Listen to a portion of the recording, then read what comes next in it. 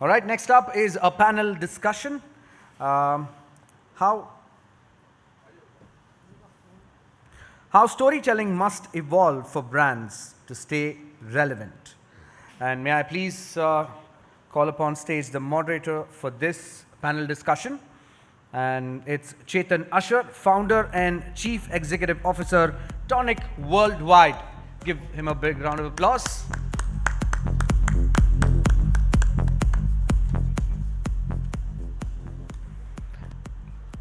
And the panelists are Kartik S, head brand, Raymond Lifestyle. Please give him a big round of applause, ladies and gentlemen.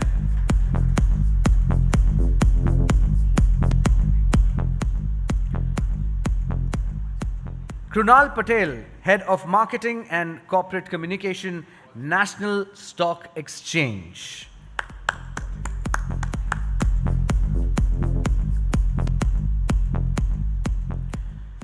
We also have Kausalya B, founder, GlamGuider. Please give her a big round of applause, ladies and gentlemen. And the final panelist is running a little late. She will join this interesting panel discussion. And that is going to be Shwetha Iyer, Senior Vice President and Marketing Head, Kissht. So she's going to be joining in the discussion. So may I please ask you to take it forward. Thank you. Thank you. I know right. we are. I'm so sorry. Shwetha is here. All right. All right, ladies and gentlemen, please put your hands together for Shwetha Iyer, Senior Vice President and Marketing Head, Kissht. All right. So sorry. No, thank you. Glad Shwetha could make it in time. Great.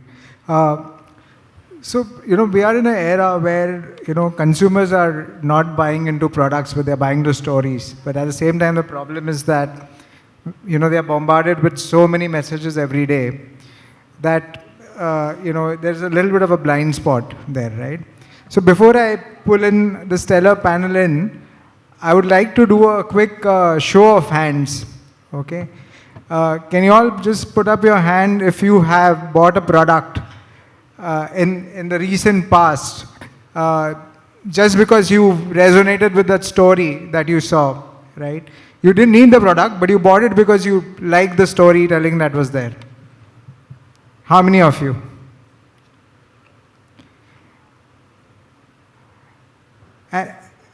Okay, we see more hands going up. Great.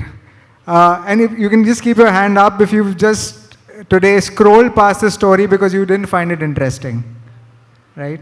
So that's the gap, right, that most marketers are trying to bridge today.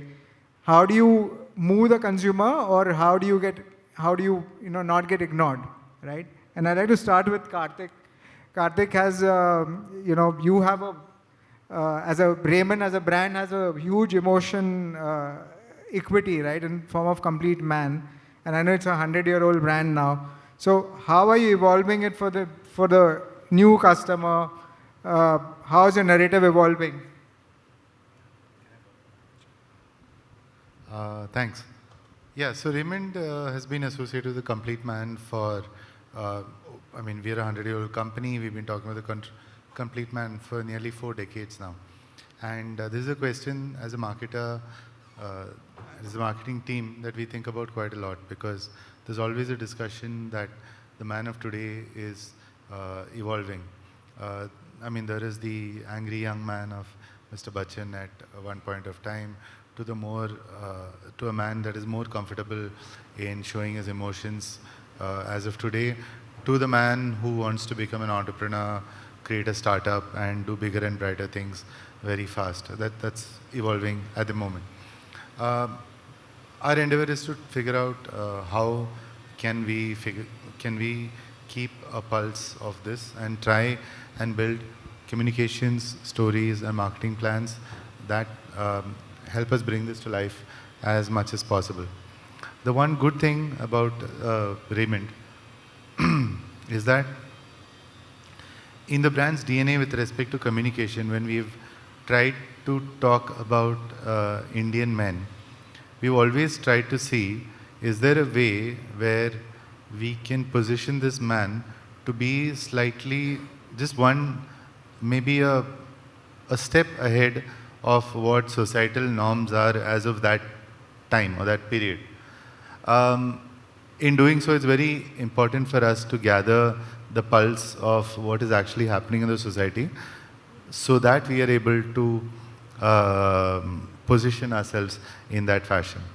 For example, there's a lot of talk about work culture, 20-hour work weeks, the grind mindset, and all that. So that's something that we thought was a very fertile ground for us to address, given the conversations that are happening, and also given the conversations that we're seeing in small town India also, with respect to how they want to progress, how everyone wants to make a startup and get funded these days. So our communication led us to talk about a little bit of balance between work and life, and trying to show how it is that a man can also do well and can also have time for his family. And there was very fertile ground for us there.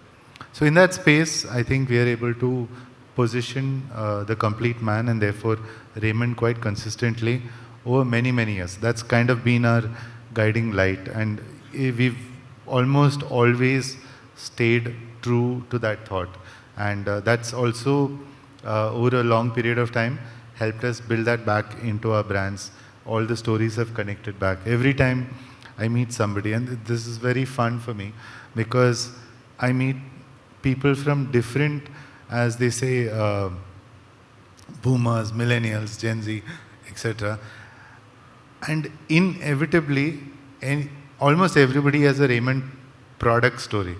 Usually it'll be like, Mera pehla wala interview, my dad gave me one suit. Usually this is the standard story that I hear. But it's always a lot about, wo wala aapka ad tha na, wo principal wala, that we will never forget, etc. So that was 1990s, and we are in 2026 now, almost possibly 4-5 decades later. And that thread has never changed. The stories have changed, but the idea has remained quite consistent. You mentioned about, that the stories have evolved, and you've recently also used AI to do a 100-year-old film, right? What was the reason to do AI? Was it to, ride on a new technology to make it, relevant to the current audiences, or was it fast, choppy production? I like to romanticize the idea a lot, but no, it wasn't. It was a very simple thing. It wasn't actually a 100-year ad. It was a linen film that we had to bring out, and we wanted to talk about the origins of linen. Linen, the best quality linen is sourced from Normandy in France. So nobody had made a film about where, and we actually get all our linen from the flax seeds that are grown in Normandy. So we thought, let's talk to consumers and tell them about where this comes from, and therefore build a story around the provenance of the product. This was the story, the storyboard, everything. We just found that it was getting very expensive for all of us to travel to Normandy. So we thought we'd let AI take care of that part. So we've got about 50% of that in India, and 50% of that is, with the help of our AI agents, we've built that. But I keep hearing this, right? Saying that the more you use AI, it takes away the focus away from storytelling. So in the age of, multiple formats of content that we're developing for performance marketing, short format, brand films, if it comes with a label which says it's made in AI, does it lose relevance? Any of you can take it. Krunal, you want to take it? I think there's a lot of confusion with regards to AI replacing something. AI is a solution. No, it's not like that. If you see 30, 40 years back, things were something different. We have seen the entry of, say, Adobe and Corel Draw. Before that, the artists used to draw something and they used to give you creatives. Now, I'm sure there might be some debates during that time also, okay, we have shifted some new technology, which will give us some solutions. It was not like that. Then after 5 years, we see the evolution of social media, entry of social media. After that, there's e-com, and then something called OH, then something called performance marketing. In a similar manner, Adobe this called AI is better solution to make your decision faster, make you more agile marketer, better marketer, and still remain very beautiful when it comes to communicating something which you want to communicate. Now, things made up with AI is not that great stuff, or slop is there. Yes, is there, because we overthought that is some genie which will give a solution. We are stop using our brains. That is not ideal thing. I think this will get changed, because the moment consumer will relate that something is not attached to my emotions, something is not connecting to me, marketing will get kind of bashing with their money which they have overspent. So that will change for sure. When we don't know, we can debate that part. But yes, somewhat storytelling is getting a backseat. That's something which decided on all of us. Storytelling is not something which been just evolved. Somehow we relate storytelling with advertising and entertainment industry. But if you see years back, our ancestors used storytelling for giving a different message from the Vedas time, and we all Indians, and not just Indians, but other civilization also likes the way of giving a message through storytelling. Now, same philosophy will remain there in future. It is still there. Somehow we think that simple prompt will give you a solution. No, it is not like that. Again, I'm saying it's another fancy tool, much better tool. So there's a reason we find it little negative parts nowadays, which is affecting with some contents. Yeah, I mean, because I think most of us here are in a business of building trust, and I think no more than Shwetha would, because I think you're talking to, the Bharat, and when they are borrowing for the first time, for them, it's a lot more about trust than it being another transaction, right? So your job probably is the hardest, right? Saying that how do you make them believe in the trust of the brand, then not look like another transactional, financial provider. So how are you navigating that? And do you think is an AI label making a difference to storytelling or no? I'll answer that question in two parts. Yes, it's extremely hard to communicate trust in a fintech brand, given that there are scams every day. Yeah. Celebrities are getting scammed. It's all over the news. So yes, there is a lot of skepticism, especially because there is KYC happening digitally, there is video selfie happening digitally, there is a lot of personal information that we take from the customer. So all of that, people do hold back. But one of the ways, we do multiple things to circumvent that issue. One is over-communicating to the customer, especially when it comes to hidden fees, late fees, all of that. We sometimes go to the extent of over-communicating. There is always a sort of pull and push between the product team who says UI has to be clean, and then there is marketing and customer service which says, hey, maybe let the UI take a hit, but let's over-communicate. If the sentence has to be longer, if we have to use 4 extra words, let's do that. But let's not compromise on transparent communication, right? And that's something that we carry forward across functions, be it technology, be it the kind of consent that we take. All of that is communicated upfront. Customer support, of course, is there for education. We use our social media, we use our retention channels, all of these channels to communicate and build that trust, earn that trust. Of course, it takes a lot of time, but we have a very high retention percentage, so obviously we're doing something right. Second thing is, has AI helped us build that trust? I don't think so. We use AI extensively for a lot of our content.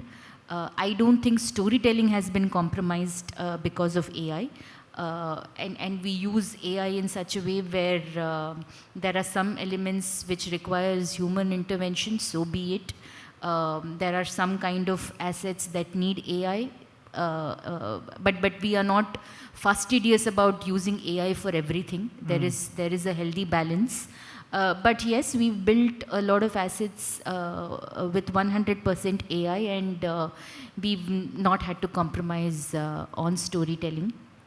The third part is onboarding of our brand ambassador, Sachin Tendulkar.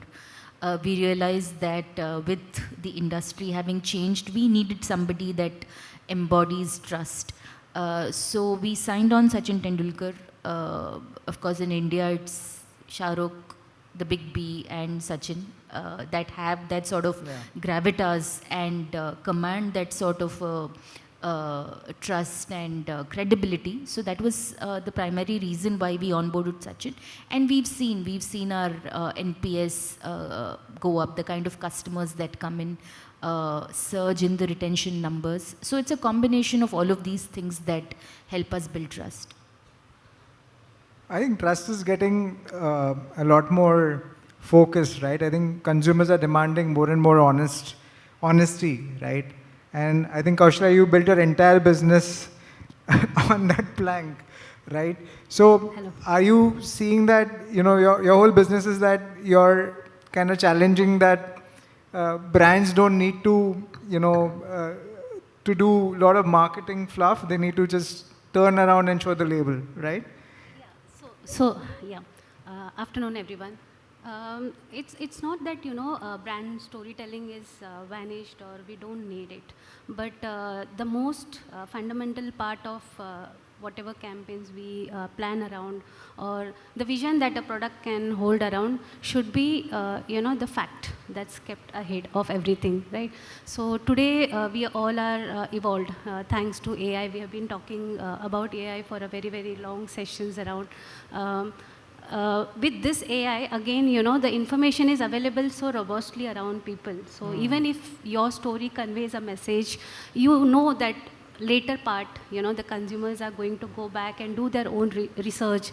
There will be a lot of creators who will be, again, giving a lot of other way of, interpreting their own way of information. So to survive, again, with storytelling, I believe the more important part is to keep the facts and be transparent with the consumers, that when it's in a beauty-centric product like GlamGuider, which is giving solutions to all the confusions around what to buy, when to buy. For example, every brand comes up with a lot of storytelling with celeb endorsed or non-celeb endorsed. They say, for example, 5% niacinamide. Then it needs to really say, like, is it really needed? And for the kind of, product that you're using, is this the required amount? So those kind of, breakdown is much more important. And once those trust layer is built, I believe then, your story gets more science-backed and, again, emotion-led, rather than just turning around the emotion as a table. So that's my take. Right. But I think a lot of stories for, for the brands that are on your platform, right, are driven by the consumers themselves, right? So are we saying now that is UGC the new way of storytelling? Will it eclipse the traditional format of storytelling as we move forward? Because today everybody with a phone and few seconds to spare can make a great brand story, right? Like you were saying, Kartik, right? People came and spoke about their experiences, and if they had to just record themselves and create some content around it, that's a story, right? And then you can capitalize on it. So is user-created content going to eclipse the traditional storytelling as we know it? Definitely, to an extent, I would say. Definitely, that's a very big transformation that we've been witnessing for a bit period that now. But I don't think so. That's the fine, because again, as I said, whatever the generation that we are currently, we would have seen the Gen Zs really, being very loud in what they want and how they wanted to position there. So again, I feel they will be doing their own research. Whether they are using AI as a platform or any information platform. And once they believe that, there is an evidence to whatever you are saying, that's where I believe the take will be for the brand to, the success metrics for the brand will lie. Right. Do all of you agree here with this? Or anybody has a contrarian point of view? Yeah?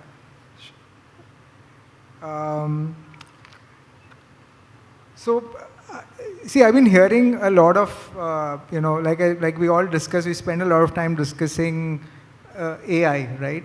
And maybe it might be good to just hear the room and ask them if you can shout out saying what is the number one factor why would you skip a piece of content? Is it AI? Is it boredom?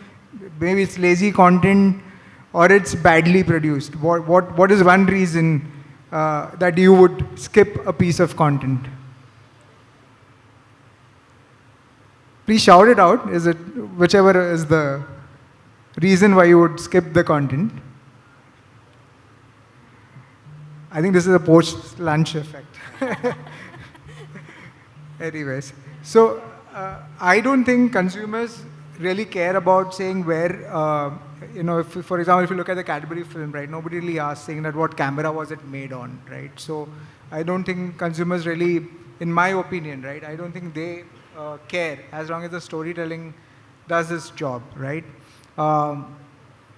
But I think what is really challenging today, and again, I think that's for Shwetha and Krunal, I think you need to create different formats of content, right? Because you're talking to a consumer who's on different devices, on different platforms, is talking different languages. And, languages change, cultures change every few kilometers in our country, right? So how do you handle the velocity of that content while keeping the soul of your storytelling intact, right? That must be a challenge, right? Because the more pieces of content you create, you go on diluting the core story, right? It happens. So in our case, specific to NSC, our investor base who is using NSC products or NSC platform located at 99% pin codes of India. That's the way our consumer base or investor base are residing. 13 CR active investor base. We might be a kind of small country, not a small country, in top 10 country population point of view, we need that. Such a diversity category itself is one way boring, but same time there is a greed market which we call it, but it is not the right format. In India, if we see the capital market being formed with such a beauty that thanks to product and technology, the common man who might not have that much deep pocket, but they still trust the capital market. It is a trust economy which we've been built over 30 years with NSC. And though I'm not doing the brand building for my company, but the number says that India, the kind of per capita income which we do hold, if we add one more zero, the another country do have a similar kind of market cap of all the listed companies, which we do have. So that shows the number strength that even though we don't trust our real brother and sister to lend up money sometime, but we make sure that if some other company is getting listed some other place of the country, we might go and invest. So there is a regulation, compliance, all the do's and don'ts which we check, and after that we need to communicate something. What we need to communicate something as a marketer, we make sure that we don't preach about product and services. We can say that we have great products under NSC, but what we have decided from past 13 to 18 years, Soch kar, samajh kar, invest kar. That's the organization of our campaign, which is all about purpose-driven marketing. Each and every penny which we spend is all about purpose-driven marketing, where we make sure that the right education gives you, hey, stop, think twice, learn it, then only move ahead. We ourselves say that if you don't know about specific product or services, don't use it. If you do that role, which can take your brand to the very higher ground on a, say, a brand archetype, stage brand personality, I think on longer run, consumer will understand this brand is standing with me. They are giving me some rightful knowledge. They are making me more wiser. For them, I am not just a consumer number or data point to enhance or optimize it. We don't consider our consumers or our investor as a point to enhance and optimize our campaigns. And when you do that thing, I'm sure they will trust on us. So trust is the most important aspect. Now coming to your actual question, such a diversity definitely need a communication on their respective language, because their understanding about different aspect of products is difficult to judge that they will get a same product in an easier manner. So yes, we use AI effectively to manage the productivity of marketing, content creation, and also the asset creation effectively. Same time, the storytelling, the core essence, the fundamentals of marketing, the storytelling has not been lost. So it's a hybrid model which we work. Traditional advertising merged with the AI frontline. Yes. So you're actually going against the grain, right? While all of us here are probably saying create a lot of content by today. You're saying stop, pause, think, don't transact. That's our message. But when it comes to marketing efforts, last year we ran more than 700 content in a year. Okay, wow. Awesome. Shwetha, yeah. So we create content at scale. We use AI extensively, like I mentioned. But the reason why storytelling does not get diluted, specifically, you mentioned different languages, speaking to many Indias, speaking to different cohorts. The approach we've taken is we create content at scale. There is a dependency on AI these days. Teams are becoming leaner. Agency dependency, of course, I shouldn't be telling you that, but agency dependency has come down significantly because of AI. But one thing that we do is, I think marketers sometimes run the risk of creating one master asset and then translating it into multiple languages. We don't do that. While we do use AI, we create separate creatives for each region, for each cohort. If it is Tamil Nadu, then we write the copy in the said language. It's never a case where we write it in Hindi, we write it in English and then just translate it. If it's for a region, if it's for a cohort, then the copy is written for that audience specifically. And those are the master creatives. So in essence, there are no master creatives. There are multiple versions of multiple creatives. Awesome. So I think the fundamentals of craft, I think if you manage that, the foundation, then, whatever formats you can expand into. Any of you, Kartik, how are you managing it? Because you have different cohorts of customers, right? Different occasions that you need to communicate, right? Is there a common thread that runs through? Of course, it does. But then how do you ensure that it stays on track? Before I start, it's so interesting that when we're talking about the evolution of storytelling, we've been talking about how AI has become a part of storytelling, and that itself seems to be the evolution of storytelling. But I'll answer your question. So, well, one thing, and this is to what Shwetha just said, it's very simple. All our mainline communication, they don't have any dialogues to begin with. And usually they cut across, the stories are, the acid test is someone can understand the story if they see it. That's all that they need. So there's no need for dialogue, subtitles, any of that sort. And it's a very nice formula that I think Raymond picked up right at the beginning. And that's helped us carry through. That's one part of it. But we still can't stay away from regional campaigns or festive occasions. You were asking earlier about UGC. I think somehow Raymond hasn't gone very deep into the UGC bucket, but what we've realized is there is a lot of, trust on regional influencers. So we work a lot with regional influencers. There are 2-3 benefits of that. Number one, it's very, and these are not big influencers. There'd be smaller ones, but it's usually the smaller ones that we find that people resonate with and trust a lot because they operate in a much tighter circle of people who view their content. The second thing, obviously, they bring the regional and the colloquial aspects that no matter how much script writing we did, we would not be able to capture that.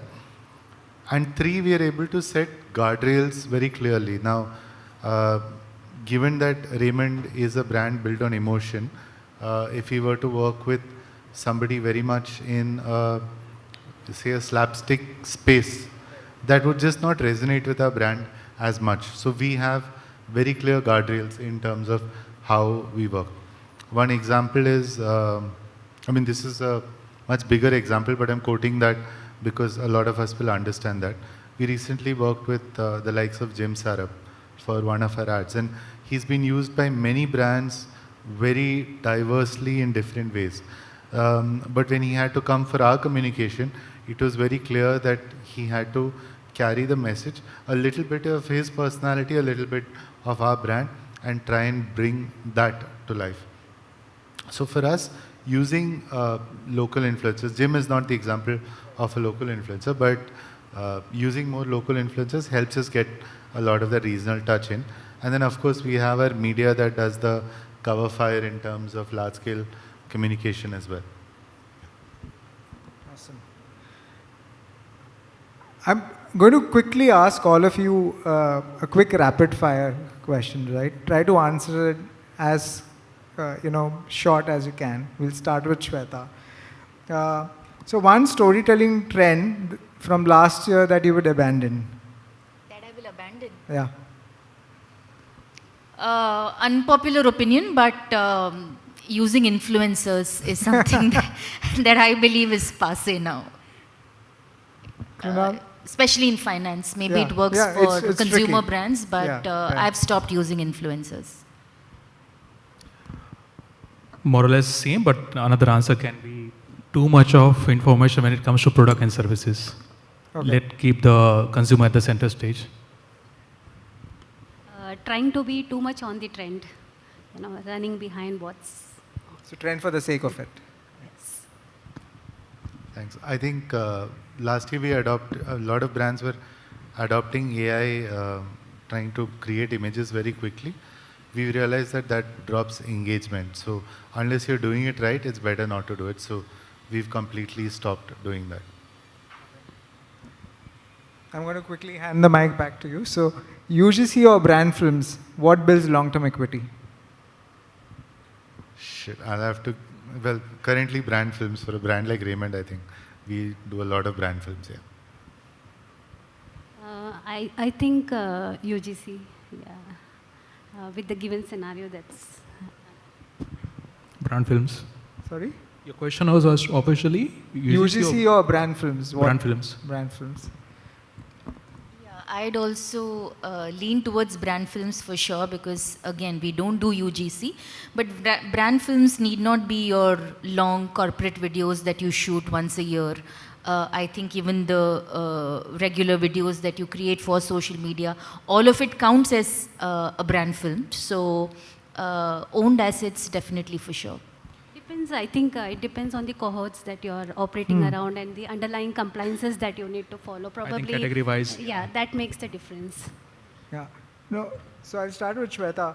What is harder to do? Is it harder to change brand perception using storytelling or build trust for a new category or a new brand?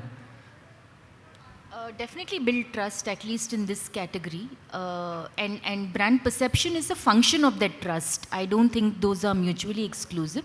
But building trust in a category where trust is low, in negative, I think that's harder to do. Krunal? So brand perception is a methodology to reach a destination which you call it as a trust, winning a trust for your consumers. So if you don't have that thing, it's very difficult, but it has to get covered. Of course, both, but I think the brand perception, I would say, because it comes with a lot of baggage, and then, you have to create a whole new story around, to create that trust and give enough of proof around that. So I feel, yeah, definitely both, but then, yeah, this way is more than, Thank you. For me, I'm answering from the category that I'm working in. I think perception is a lot more challenging to create. Trust is fairly there among most brands, even startup brands for that matter, but who they are, what their story is, what they're trying to sell, how good their garments are, etc. That's something that's very, very hard to do. So that, perception. Thank you. I think we have last few minutes left, so we'll just throw it open to the audience if there are any questions for our panel. Yeah, somebody there. Is there a mic that we can give? Or?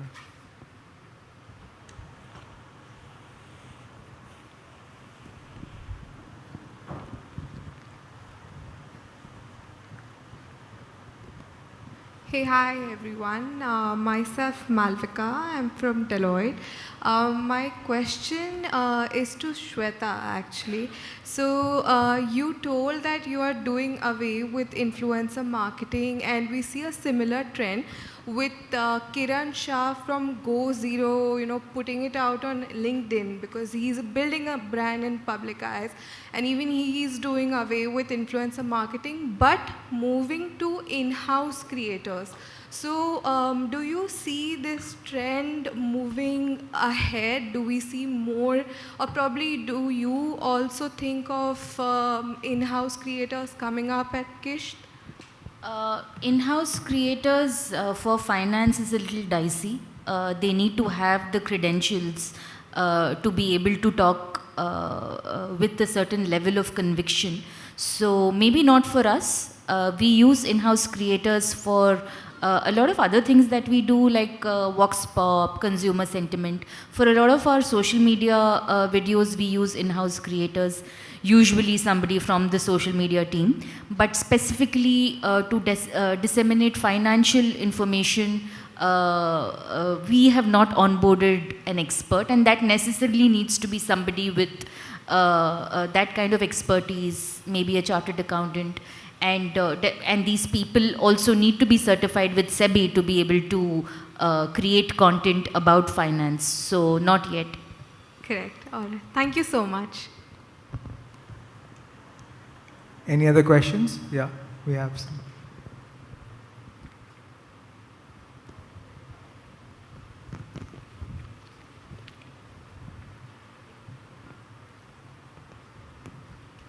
Hi, my name is Pinky and I lead the growth and marketing channel at Euronet. So my question is open for entire panel. Right, with the consumer attention getting shorter and shorter, how do you capture the emotional resonance without sacrificing the core depth of the marketing message?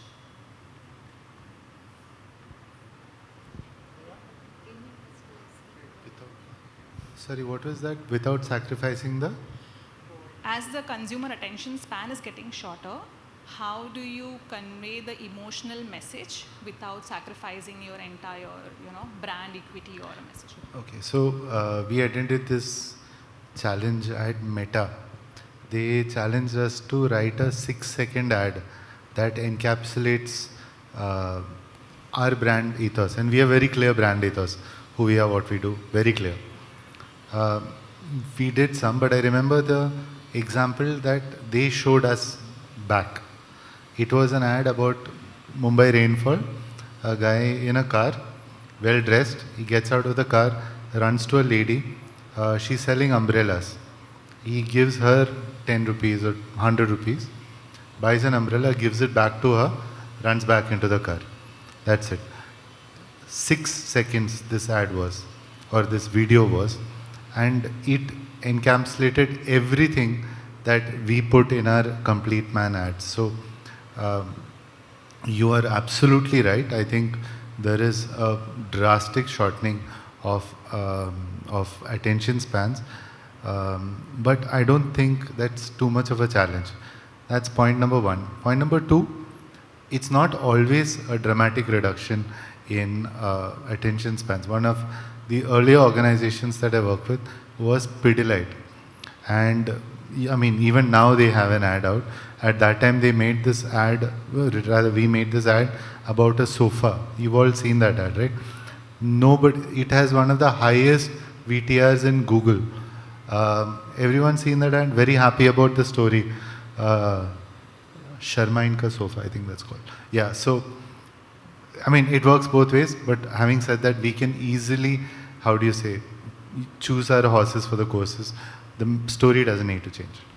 Yeah, thanks.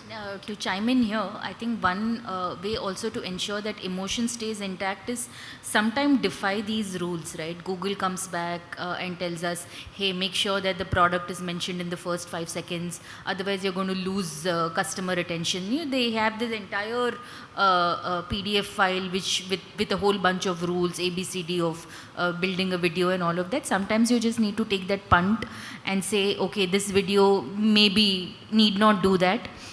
Be willing to sort of go out of those boundaries and focus on emotion wherever emotion needs to be focused on. So you don't have to stick by those rules every single time and keep it extremely clinical and transactional.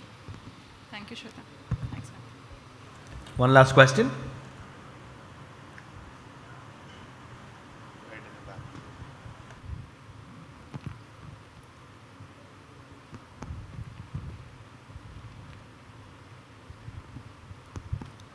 Hi.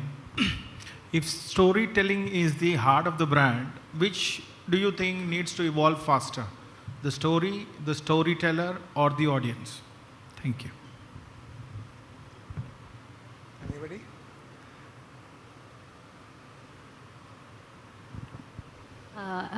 If I'm not wrong, you're asking, which is more impactful. Yeah, I still believe the audience end of the day, because you have to give the solutions that the storytelling can be emotional or any the way you convey the messages, but end of the day, if you're not going to give the solutions to your audiences, then I think that will not create a long-lasting impact. Any more questions? One more. Somebody in the first row.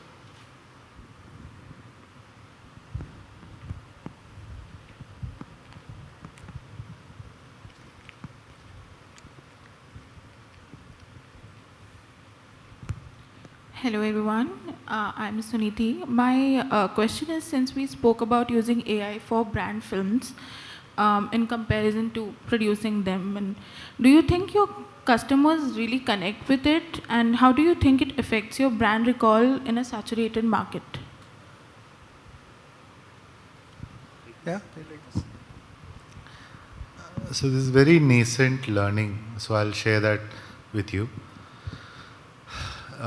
We can generate AI at our desktops, we can generate AI through agencies, and we can generate AI through production houses as well. Last year, we made 2 films. One of them, as I mentioned, had 50% of that was on AI, indistinguishable, because it starts in India, goes outside India, comes back to India, all having the same character. Nobody could understand what was happening. Another film we did, again a master film for Raymond. In this case, we didn't tell anybody that we'd put AI as well. Again, it was impossible to discern that there was AI usage. Apart from this, there's a lot of content that we used to generate that was AI-led. It depends on what and who you're working with, at what cost you're working with. One thing we've engaged with are at least the digital teams that we work with, or the platforms that we work with, have proven to us that if it is very poorly generated AI, masquerading as human AI, it's not gonna work. I mean, people don't engage. They just swipe past it immediately. If it is AI that is purely AI generated, then people tend to watch it. I mean, I know so many people who watch videos of aloo and tomato talking to each other. That's absolutely fine. But if you have somebody who's pretending to be a model or a father who looks AI-ish, you disconnect. And then again, if it's indistinguishable through some of the better production houses that we worked with, then it doesn't matter. It's just like any other communication that you're putting on. Thank you so much.